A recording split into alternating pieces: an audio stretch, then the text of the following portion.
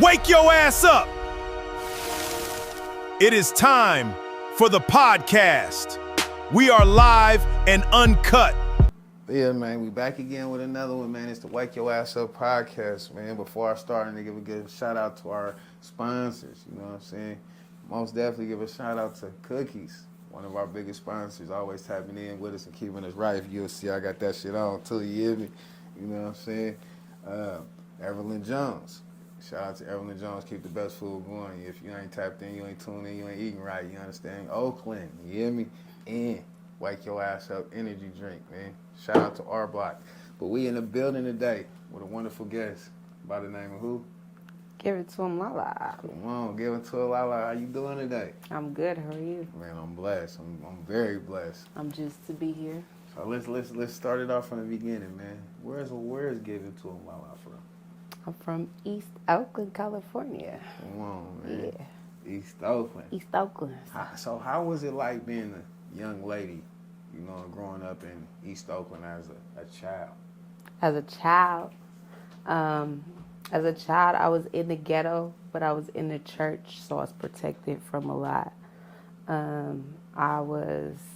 We had a church on Seminary, right there by Mills College, that my whole life that we just grew up in, you know, preacher's kid, all that shit. So all my friends, you know, I'd see, you feel me, how they was living life. And, you know, people had different upbringing. Some people had more freedom. Some people shit was wild. Some people shit was, when you was in the church, you was in church. You was in church every fucking day, like Monday to Sunday, like all night, like all that type of shit. So as a child, I was really sheltered, and I grew up with my dad, so I didn't have my mama around. So okay, so straight strict environment. So your father was a preacher.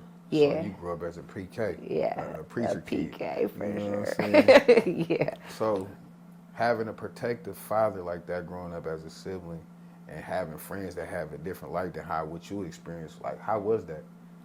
It was tough. When you're going through it, you don't see it as the protection that it is. You see it as like, I can't do nothing. I can't go nowhere. I didn't have, my dad had hella baby mamas, so they all had their mothers, but my mom was like, you feel me, you know, occupied. And so, like I didn't have the softness in the household to balance it out or nothing like that. So I got it tough. And my dad was a producer too. So I've been doing this since a kid. Like it's really like instilled in me. Like I'm talking about like with like Adrian Man when he first left 3 Times Crazy and shit and came to God. The Crazy you to know? Christ and all yeah, that. I was on that little album as a little girl. Yeah. Wow. One of them songs is like number 2 or 3. I don't even remember, but yeah. So that was my childhood. So I was around the gangsters when they was like, you know, trying to do right, and so I was really protected. I was always in the studio. I was rapping in all the church, like all the stuff that he was at. I was one of his acts, his opening acts and stuff like that. So it was strict, and I didn't understand it because it was religious, and you feel me, everybody else, like I say, in the streets and shit, and everybody, you know, get to move different. But when you in the church, like yeah. So you were actually a singer then? A rapper. So you were rapping gospel then? Rapping with grown men, like spitting, like writing raps on their level, and my dad writing them for me, and like I said, like people in his caliber, like he like that type of shit, like built my flow and my skill structure in being good at rapping at a young ass age because of that, you know. And so I wasn't like doing it like for fun, for play, at home playing around. Like, no, nigga, I was in the studio, like, sun up, sun down. Like, morning and shit. If we having a family barbecue, my dad got us in front of the TV with microphones, and I'm crying because I want to go play with my cousins and stuff like that. Like, and we was in church, we was in the choir and shit, so we was singing too, and was doing the dance stuff, and we was just really involved and stuff. So I've always been, yeah.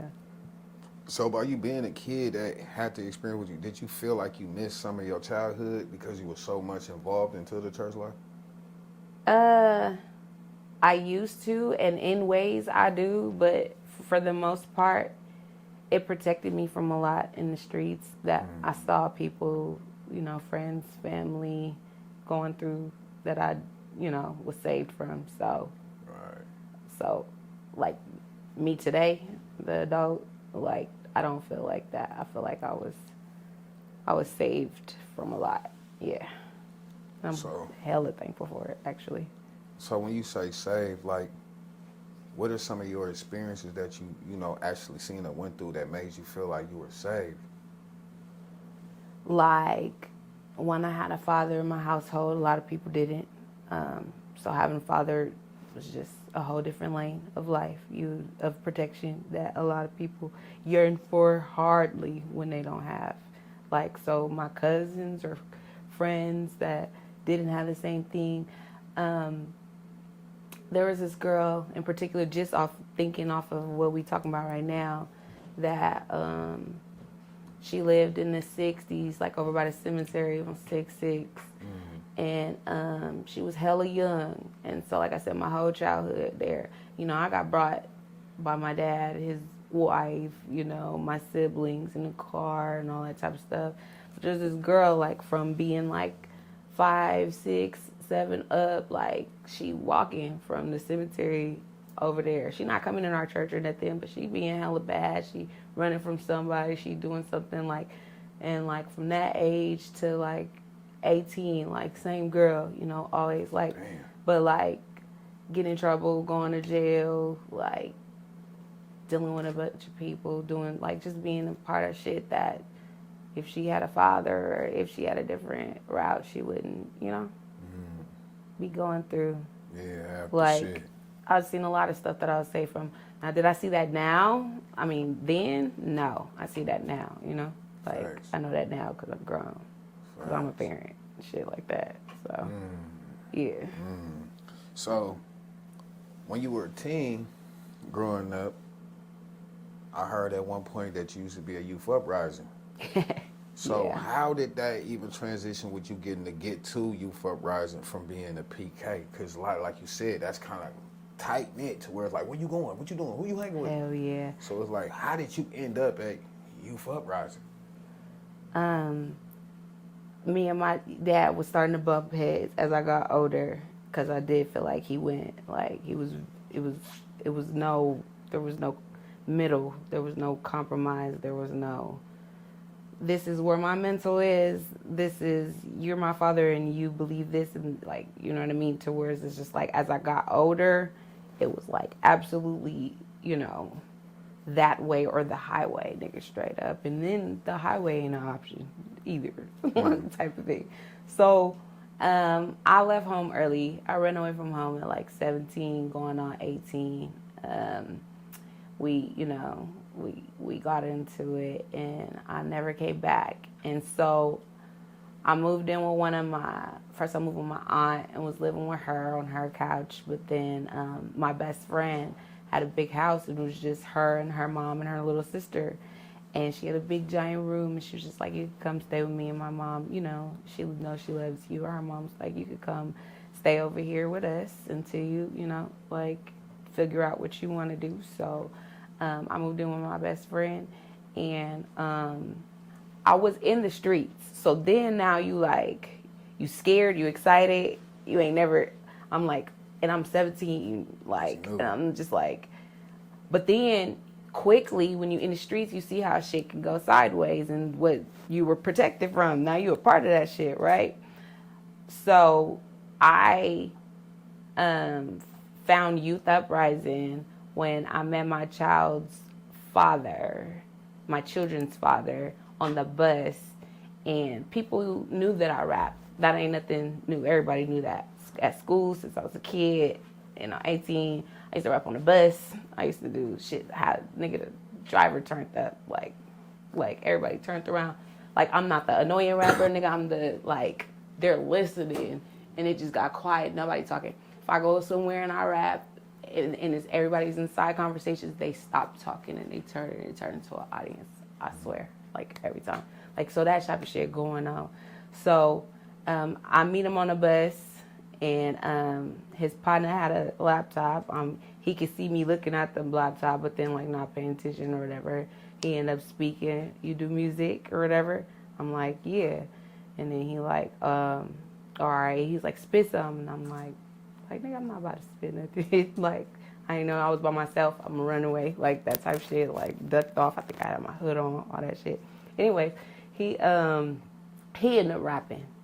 And then, like, he got a little bit. So then I'm like, wait, hold on. Like, he thought I was tight. So I spit some shit. You feel me? I get their information. They tell me they got a studio at the house. I'm like, nah, nigga, I don't know you. I'm not going to your house. The fuck? And then they're like, well, we work at the center. We got this place called Youth Uprising or whatever. I'm like, I've been there before, like a couple times. I've been stuck with my friends to one of the dance battles or some shit like that. Like, so we did, or we explained it to my dad like it was a school thing so that I could go. But yeah, so yeah, I'm like, I'm familiar with the center. I'll go up there. So I go up there. He worked there. That nigga make a beat. I spit some shit. Yeah. And then I went from like the youth to like an intern to like the staff. Like I was running the shows when W.Y.A.U was like the most popping. I had a season for like a good couple years where I was the outreach and events coordinator. And like when people like, what's his name?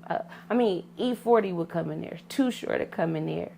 W.Y.A.U came in there. Sage the Gemini. I put on a show and they gave me like they giving me the paperwork to do and shit. And they're like, book this person, book this artist. And we like, you 17, 18-year-old kid, you shaking like, nigga, I get the power to, okay. And like, I'm gonna send them the email, I'm sending them the invoices, all the type of shit or whatever. I'm hosting it. We doing work. We going to go find talent and all of that type of shit. They don't have that type of shit no more today, which is fucked up. But yeah, back then when I was, that saved me. Like that shit saved me. We was going to retreats every fucking summer to the woods, cabins, doing exercises together. Niggas from the hood.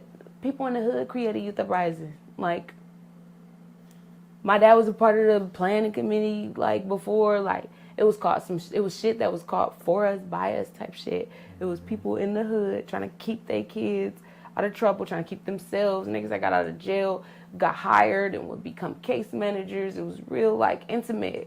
It was intimate. Every fucking body that you know that's doing music in the Bay scene and that's popping right now came from Youth Uprising. Like, a big group of the fucking Bay Area music scene comes from Youth Uprising. That's crazy that you said that too, because I was gonna ask you, like, who was some of the people at that time was like around that, you know what I'm saying, around that atmosphere that, you know what I'm saying, that you might not mind naming, because I know a lot of times people don't like name dropping. I mean, it was a bunch of people. It was the Turf Fiends started there. So you got people like Turf Fiends and the Shmees, Chunky Dude and all that. Like, you got niggas that really, like, was getting millions of views. These niggas like D-Lo was in there. I met D-Lo at Youth Uprising. I met Rico the Kid, and he was on the I Loved You, You Bitch. They making them songs at the center, nigga, at the youth center. Too Short came up there and got all the kids to do the fucking Blow the Whistle video. Fucking niggas wasn't telling me when to go. Like, it was everybody that did music in the Bay Area at that time that was a kid. It was like starting like something to really like highlight positive shit. It was supposed to be like amazing. Like, it was amazing for a while, but then it dwindled away. And it's like, they're still there, but they don't do what they did when I was a teenager. Like, them being connected to Castlemont, they were like changing the lives and the courses of a lot of people in Castlemont, but they're not doing what they were doing before as far as letting people use their artistic, like, abilities. Like, it's like something switched in that time frame where it went from you guys are like doing amazing stuff to like, okay, let's make all these rules that didn't exist before. Right. And so then the youth didn't want to do it anymore. And then niggas started dying. Niggas started going to jail. Niggas started prostituting. Niggas started, like, I'm talking about field day, to where it's like what Oakland looked like right now versus what it probably looked like in like 2009, like type shit. Like, them niggas, yeah. I think, yeah, that's crazy that you said that too, because, like you said, around that time, I'm kind of older than some of them people that you named. So some of those people that you named was kind of around me at the time that they was just going to the center, like you said. So it's like, when you explaining them situations, I can vividly, clearly see that testimony as in if it was today, because I lived that shit in real time. So I can feel you on that vibe when you were explaining and how it was different and what was going culturally inclined, what was happening, and how the transition changed. But my opinion on that, a lot of times I think when shit changed, we get a lot of outskirt people that's either from another state or from another type culture that comes in and try to switch up the ethnicity within the culture. You feel me? And then they don't have the same religion because they don't understand it. Oh, yeah. So that's exactly what happened. Yeah. They started sending people into youth uprising from, this white boy came in from Seattle. Yeah. He the one that had the rule book. That's how shit started changing. And then, like you said, that shit was saving kids at the time. So when you say as in saving kids, it was actually really saving kids, and people were eager to be there. But it's fucked up because in life, you do need some type of balance. You know what I'm saying? To where we do understand that these kids have a purpose. You know what I'm saying? But the purpose is to clean up and show a better foundation of the purpose of where they came from. And I think around that time, a lot of people, they were getting the right approach with it, but the wrong example behind it, because they were still doing what they was doing. You know what I'm saying? And you bringing this energy into a place where it's supposed to be a safe space now. You know what I'm saying? So now you got people kicking in front of the doors that look like they want to do something to somebody. You got a whole bunch of niggas up in there walking into the shit smelling like hella weed. So it's like, but we only understand this shit as life progress. You know what I'm saying? So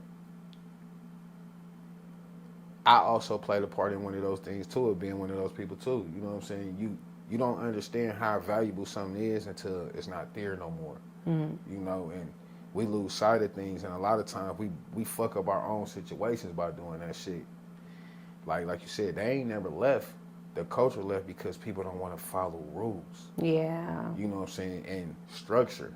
You know what I'm saying? And I think within our city, a lot of people be rebellious on that shit because we was either taught to don't listen or we don't listen. You know what I'm saying? So I'm part of the generation that created the don't listen shit. On purpose. So when we say don't listen, that come from people of the age of probably in their early 40s and up. You know what I'm saying? And we trickle down the domino effect into the culture. You know what I'm saying? And now that I'm older and more mature, I can see it vividly clear of how we misled a lot of the people of today, but we're not knowing. You know what I'm saying? But it's only up to those that understand, if you played a part into the culture, to take accountability for your actions. And I honestly think it's just a lot of people scared of taking accountability of action because they're not aware of the actions that they played into it. You know? So I'll be very in tune now that I'm older to understand that shit about having multiple businesses and wanting shit to be ran a certain type of way, and like being on time. You know what I'm saying? Like how y'all was already here. See, people don't understand what being on time is. That's always 20 to 30 minutes early. It's not being at the exact time. You know what I'm saying? Due to my circumstances, I just came from work went to go get a haircut, hurry up and come change, then get here. Man, I'm not. And I still kind of made it on time, but yeah. you know what I'm saying? But it's Yeah. still, I love and appreciate the value of y'all being on time. That's how you show people business. Yeah. You know what I'm saying? Like, in our area, where we come from, how do you feel about the business structure of things? The business structure, specifically where we come from, the Bay, it's getting better. I'll say that for sure. It's had seasons of like extreme selfishness and like, I try to be understanding. I'm a discerning type of person. So it's like you're drowning, and if somebody jumps in the water and tries to help you and you push their head down and like you kind of drown them too so that you can type of thing, and you might make it or you might not. That's how it is to be. That's how I look at it, to keep like this understanding perspective of people, like on what we go through and why we act like that and why it's like that. I don't think it's always like intentional. It's like, you feel me? So I think that lately it's been more like throw a lifeline and like helping each other. And like my group of people that I work with, like now, like the artists that I've met, the people that I've run into, like the vibes is way different from when my journey and when I was younger and pursuing music.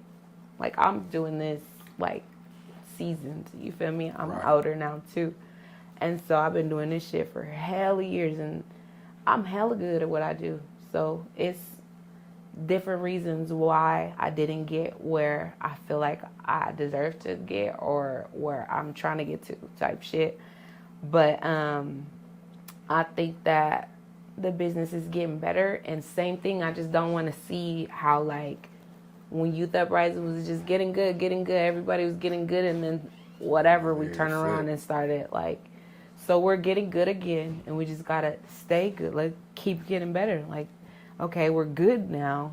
First we was fucking terrible, tripping, or then we was cool. We like getting good. There's better than good. There's great. There's better than great. Like, keep pushing. Like, you know what? I want to commend you on something, right? Yeah. You the first artist, right, that came here and gave a different analogy, right?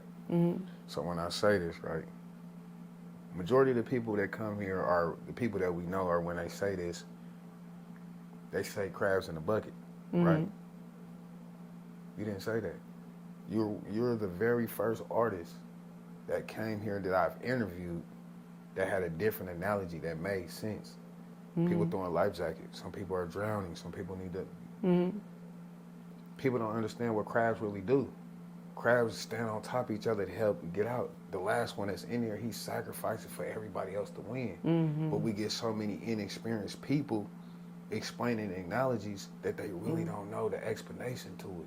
You know what I'm saying? So this would be the illusion within our culture, within our people, within society that constantly keeps happening. They try to use something to replace what it is. Yeah. And that analogy was so dope. And I love the way that you broke that down. Like the whole time I'm just sitting there looking at you like, damn, like, that was dope. You feel me? It was different. And I desire that as, you know, a businessman, as in, you know, a fellow artist, as in an entrepreneur myself. Like that wording was like dope. You know what I'm saying? And I just want you to understand and know that. You feel me? Because like I said, where we come from, everybody used the crab in the bucket analogy, but they don't understand what crabs do because I don't think they see what crabs do in the bucket. Right. You know what I'm saying? A lot of people never really been crabbing. Yeah. You know what I'm saying? They stand on top of each other and that nigga, that makes sense. And that nigga, you feel me? But following you get people that break down shit and it don't mean what it mean. You know what I'm saying? So it fucks up our people. And a lot of time we get information from idiots and we believe what the idiot tell us and we make it law. You know what I'm saying? For real. The game is sold, not to be told. Why? That's pimp shit. That's not regular life shit. But people use these characteristics in different parts of life. Like everything is not a pay value. Some things that we come from shit, as in black people, that had a barter system. Right. What you Yeah, can game trade for, should we be can told trade for. instead of You feel told. me? Shit.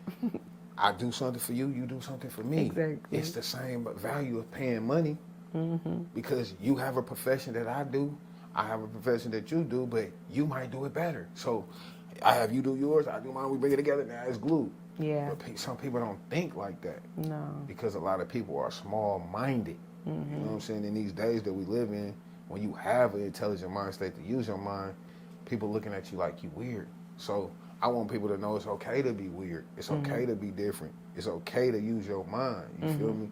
Not using your mind and crashing out and lashing out is what they want us to do, because what they do, they make residuals off that. Right. But how do we turn that residual into that? That's understanding the art of skit, the art of entertainment. And see, I honestly believe that with entertainment, is so many people don't understand that you're getting paid to entertain. Nobody cares about how real you are. That real shit don't get you nowhere. But how can you entertain us as people to be able to be acceptance to your journey? Yeah. A lot of the people who we growing up listening to as kids and to adults, they were entertainers. They sold us an image. And we bought into it. So it's like, once us as a culture this way start understanding the art of skit with entertainment, we'll be more acceptance into the worldly fashion of entertainment as us as a whole, as a culture, because we accept it in the culture. We have some of the top managers, A&Rs, executives that's from here, but the light of what's supposed to be us as a whole, like how Atlanta had it for 15 years, supposed to be us, but it's hard to orchestrate that energy when people can't put their pride to the side, or people can't understand that we better together than we are against each other. Because the more that we be against each other, that eliminates a lot of things that can bring us more value. When we together, yeah. So I got a question for you. So I heard you say something about beats earlier, right? So who is CT Beats to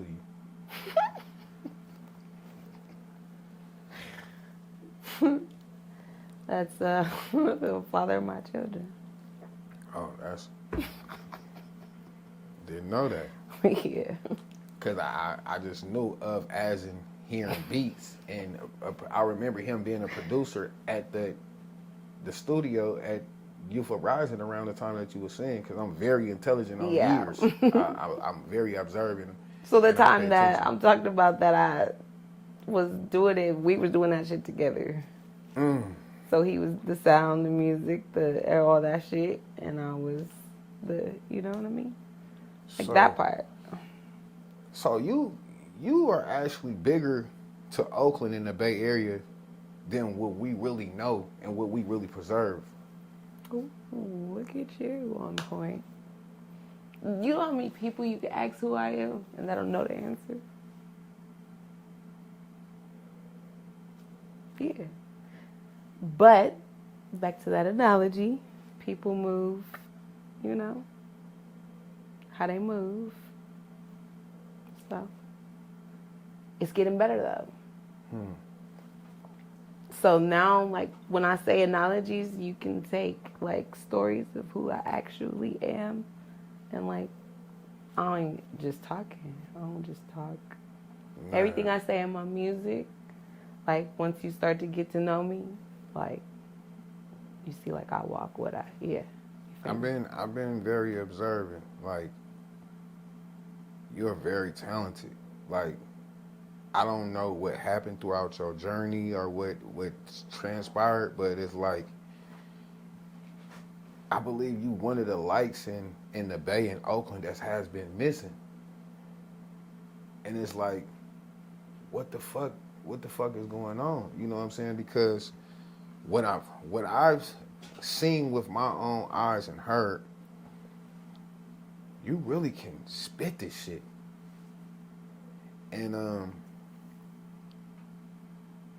it's kind of fucked up for us to not know how dope you is. Because I listened to some records and I heard this song of lately, Go.W.Y.A.U, right?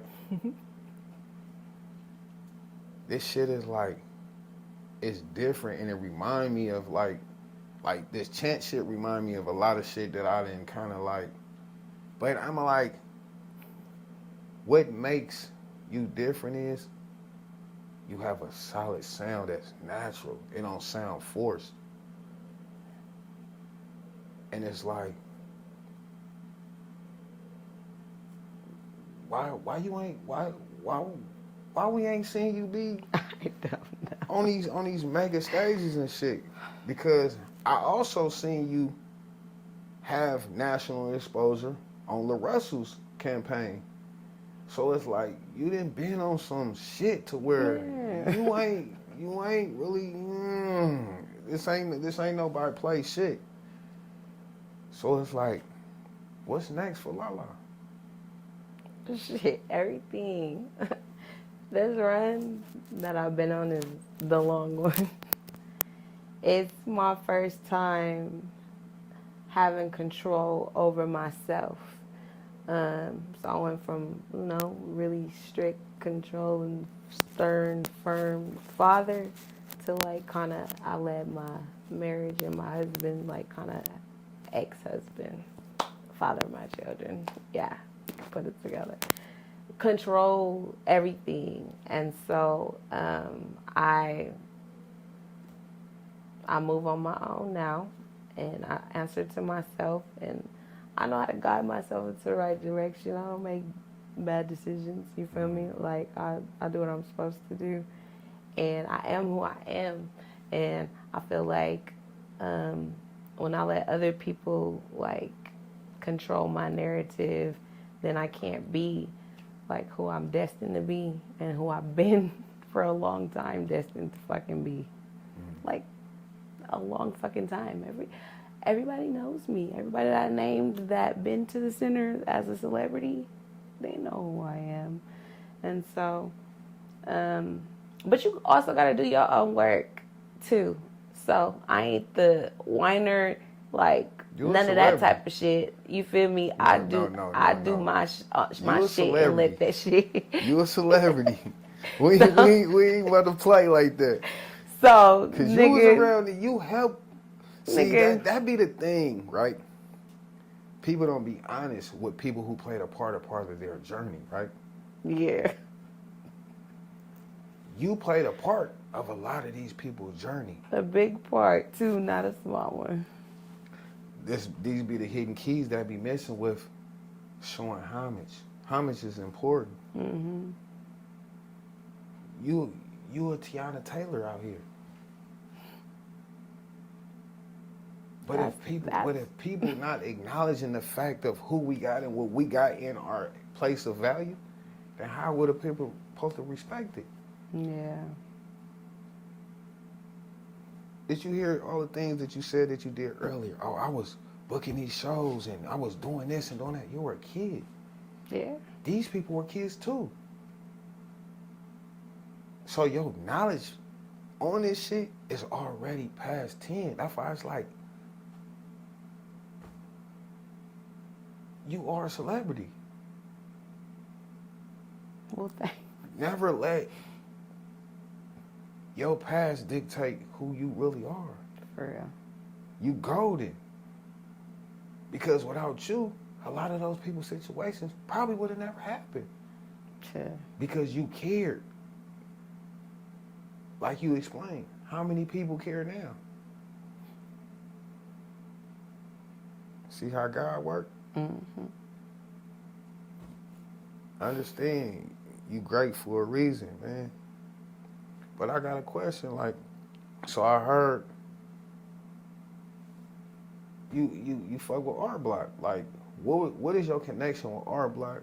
I know R Block. R Block is family to me. Mm-hmm. Khan is like a brother to me. Is my brother. Ain't no like. That is my brother. You feel me? And I see that y'all then, came and bridged the gap and got some dope shit going on. And from what I know how my brother moved, he's very professional. This shit is organized.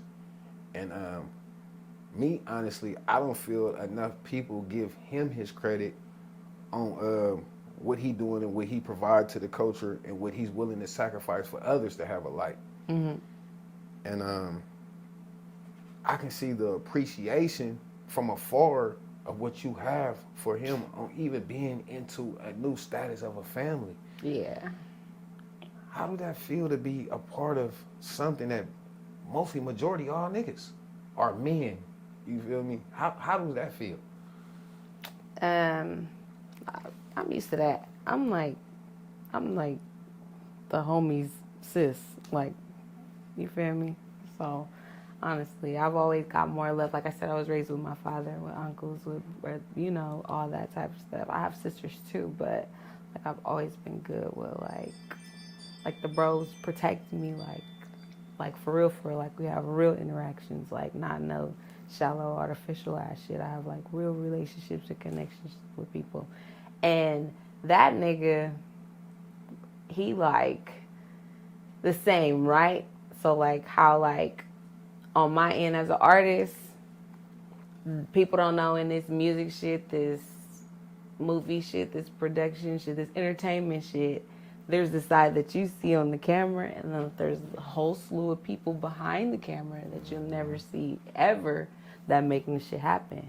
Fair. And that goofy ass nigga and his smile is always in one of those cuts, you feel me, behind the camera, Fair. Making shit happen everywhere. So I just kept running into his goofy ass, and he'd just be on the other side of the camera telling me what the fuck to do. And at first, usually, if niggas don't know what they talk about, who telling me what the fuck to do? But he would always say something that made sense. Like, okay, like you said, like some genuine, like, wait, hold on, I didn't know what he talking about. And nigga, you feel me, like saw good in me, didn't be no hater. And like, you know, say some hater shit or do no hater shit, or like show, or like shove it behind, act like he didn't see it. Or nothing. Like he saw me being raw and started like being all in my face, like, hey nigga, do this, do that. And then because I know what good energy is, I know what good advice is, I know what good, when he like say something, I immediately be like, all right. And then do that shit, and then I'll be like, okay, yeah. He knows what he's doing. For sure. And then like I said, I run into people like that we grew up with, or that like are in this shit, and I do feel a spiritual protection over me, especially like I said with the way that I was brought up. I've always been in the streets and protected from a lot, and I don't know how to explain that. Like God looks out for me for sure. And so like I can feel when like I'm somewhere I'm supposed to be and when I'm not, you know. And so, like, even with the homies, it's like, it ain't nobody, like, looking at me in the cut, making me uncomfortable in no type of way. They all, I feel protected. They feel like they raw at they craft. They in there really doing it. You feel me? He investing in them. He investing in me. It's like, okay, people are really, like, I'm safe right here. Like, it's cool. And I can really be who you saying that I am, that I be feeling like in my imagination I am, but the resources and the outcome of the way people have in the past tried to block or snuff me, you feel me, throw a rock, hide a hand. Like, I've dealt with a lot of that, like, from a lot of people. And so, you know, it's just none of that. I'm around, like, every person in my family, because you get it in your family, you get it in your friends, you get it in the industry, you get it everywhere. And you're going to have people that are in your bloodline that are real and fuck with you, and in your bloodline that'll hurt you and kill you, nigga. You have people in your friends that are your real friends and really fuck with you, and same shit, a bitch that'll fuck your nigga, bitch, and then smile at you and act like, you feel me, like, and never tell you ever a day, and they gotta, you feel me? Like, to the music shit, somebody that's been there and that's feeling like some type of way, or somebody that's like, feel like they intimidated at how good you are and what you do and how it come to you easy, like all that type of shit. I've felt all that energy from all that. So right now, God has put me in a position to be around all the people who actually have good energy towards me and like are helping me become this person that, you know, I've been becoming. I've accumulated 7,000, 8,000 followers in 2 years off of going off of that energy and finding the right energy. And then, you know, all of 2026, I'm in person that was like 2025, right? Or 24. That was before I left. The Keachers thing was before I went out on my own. Yeah, that was the very first time. And then when I got on my own, yeah, he just started reaching out. That's dope. Yeah. I mean, from what I know and see, you got a dope-ass team behind you. Oh, you know yeah. What I'm saying? A lot of times, artists don't get as further in their career because they don't have a team. And a team is important. It's no different than when you play sports. Without a team, you don't win. You know what I'm saying? One person. And just to be able to see how happy you are, you know what I'm saying? I can tell that you feel great about what you're doing. You know what I'm saying? And the people that you're around. And that's great energy to carry on with your endeavors. You know, because a lot of time in business, we don't pick the right people, you know what I'm saying, until something happened. But it's dope because I know how dope of a person that you're working with, you know what I'm saying, and I know his intent, you know what I'm saying, it's always coming from a genuine place, even if sometimes he might be coming direct, you know what I'm saying. Yeah. And sometimes some people don't understand. I know that about my brother, that he's a very direct person. And some people can take something very offensive to something that's being real and genuine. You know what I'm saying? When somebody care about you, they're going to tell you they're real. Yeah. And we live in a time where sugarcoating is accepted more than the real. You know what I'm saying? So that might can rub a person the wrong way, but it rubs real people the understanding that, you know, right, I need to get my shit together. You know, so, and I was, you know, the same way. Me being a little bit older than bro, I used to be on that. Like, they used to be like, bro, you tripping. Then as time progressed, others started picking up the same way. Like, hey, bro, like, don't waste my time. Don't play with my money. Don't.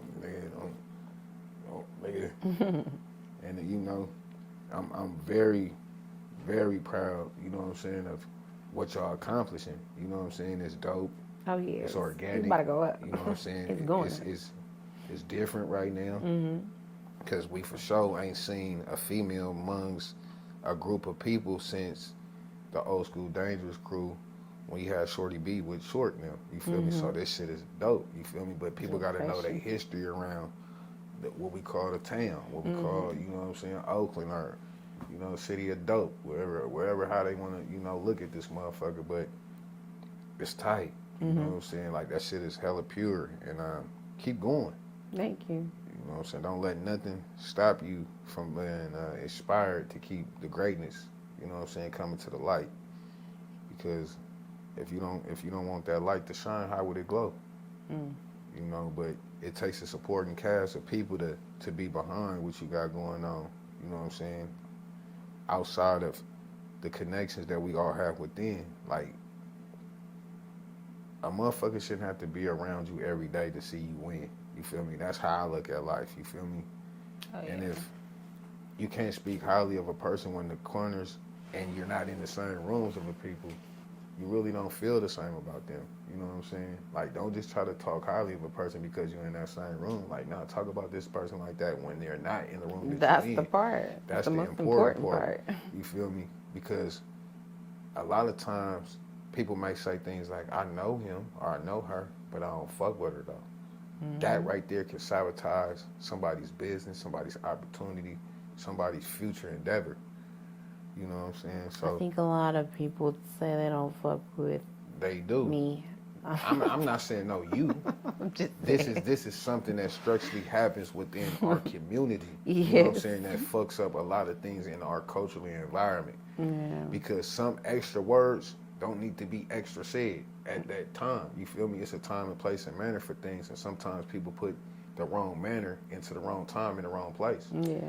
You know what I'm saying? You can have that perspective about something, but maybe you don't need to say it at that time. Yeah. You know what I'm saying? People got to understand that.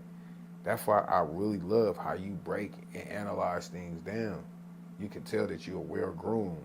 You can tell that you're very professional, that you understand protocol. Some people don't understand. They don't know what they signed up for. I'm doing this because bro did this shit. I'm doing this shit because sis did that shit. Yeah, but at the longer the time of the road, what else are you doing it for? Yeah. You know, so That's what's that. As a woman in this game, right? Do you look at it as being a competitor or is it competition? Am I a competitor or is it competition? Maybe I'm a competitor.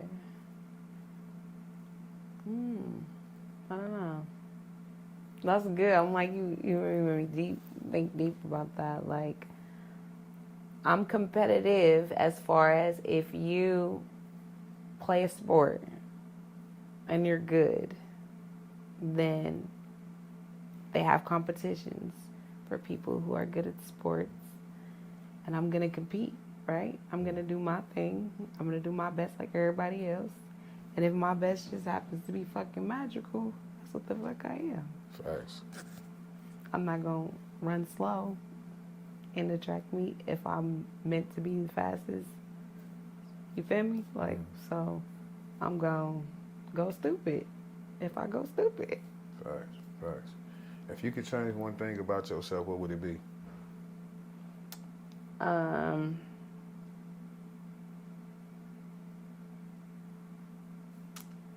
I think that I've started to where I'm in my season of like, I had an answer to that, and I've already started working on it. And so I would just keep doing what I'm doing now that I, came to that place mentally already. Like, I wanted to stop people pleasing.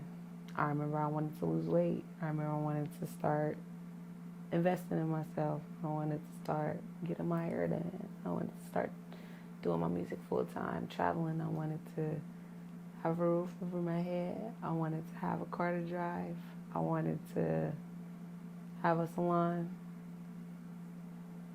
I wouldn't change shit by myself. I would just keep doing what I'm doing. But I've had times where this ain't what I want to do, and I want to change all that about me. So you really meeting me and talking to me in my season to where it's like that shit is like not even who I am anymore. Like, that's not the season I am. Accepting, like, you telling me who I am, like being like owning up to like how my accomplishments and my contribution to the Bay Area music like is bigger than I get credit for. And I just want to keep doing it. I just want to keep doing better. That's right. Getting better. If you could talk to the younger Lala as you being yourself right now, but you can talk to yourself as a younger presence, what would you tell her? To speak up.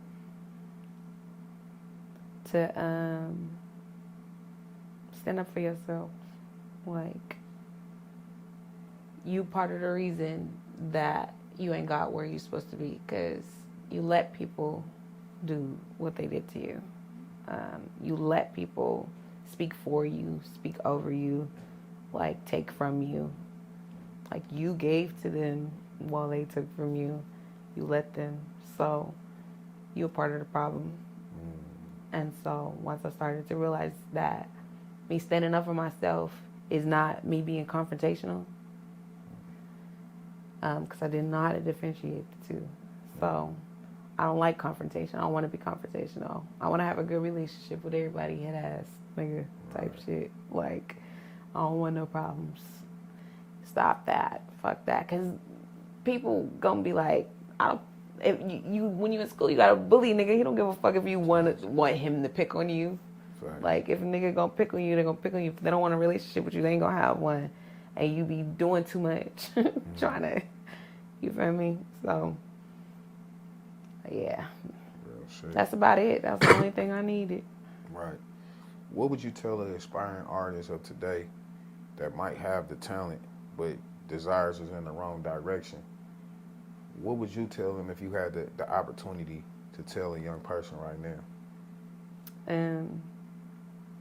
To find outlets in the stuff that you know how to do. Like, for one, like, pick an area that you actually strong in. Like, we also do that. Like, I'm strong at what I know I'm good at. I'm good at doing hair. I'm good at doing music. I'm good at writing. I'm good at poetry, blah, blah, blah, talking, whatever. So I put my all into it, and I let that, strengthen me. And that sometimes when you just want to go left just to go left, or I would just want to do this just because.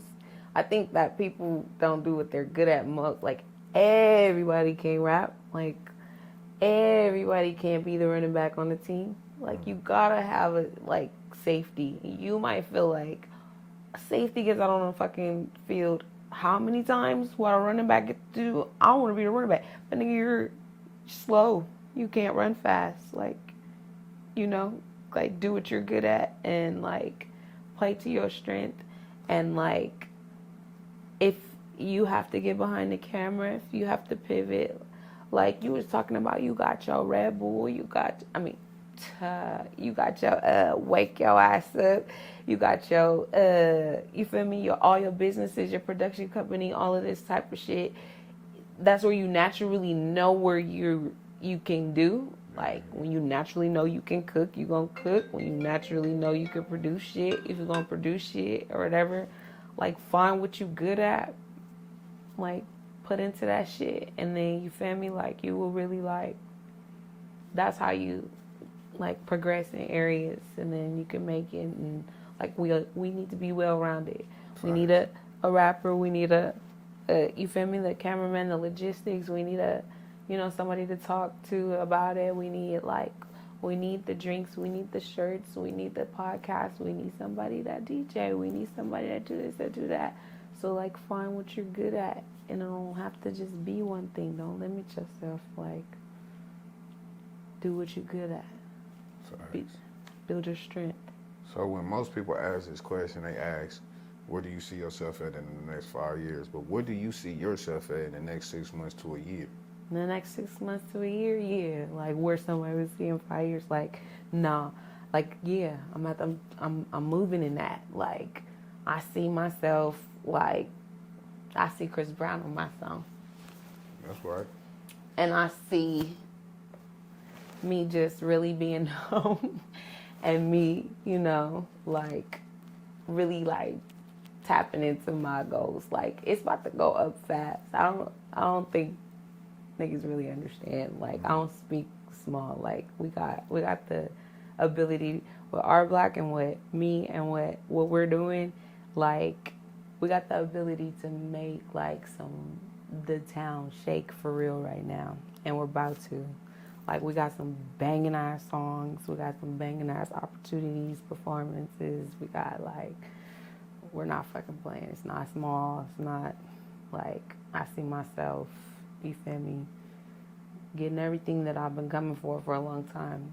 It's not the beginning of a journey. It's it's the prime of a journey, the entrance into the prime of a journey. So before we go, is there any last things that you want to give a shout out or anything to anybody? Shout out you for having me for sure. I just want to shout out R Block one more time and Combi. Who? My pages. I braid hair. I'm a cosmetologist. Come get your motherfucking hair done. Do it all. Take it down. I wash it. Braid it. Anything. Everything. Professional environment. Snacks. Good area. So, raw as fuck too. Yep, at that. Everything. Same thing. I got different businesses and different ventures and shit like that.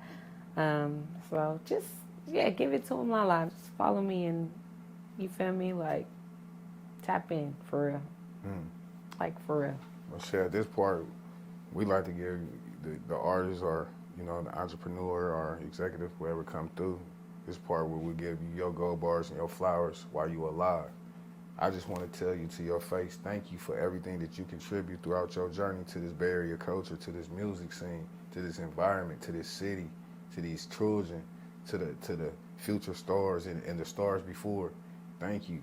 You know, thank you for being a part of Oakland history. Thank you for, you know, being there for people when they probably didn't know to be there for themselves.